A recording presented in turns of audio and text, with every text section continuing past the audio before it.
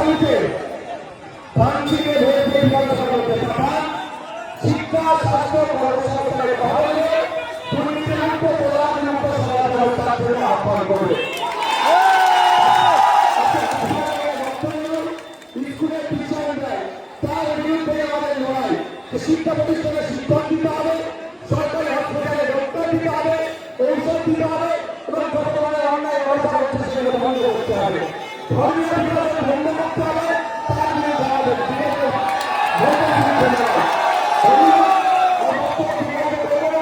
আমি শুধু আপনাদের বলে বলবো, তৃণমূল চাইছে মাসে 1500 টাকা দিয়ে একটা ছেলেকে বেকার রাখা। আর আমরা বামপন্থী হাসপাতাল রয়েছি প্রত্যেকটা পরিবার থেকে একজনকে স্থায়ী কাজের ব্যবস্থা করা হবে।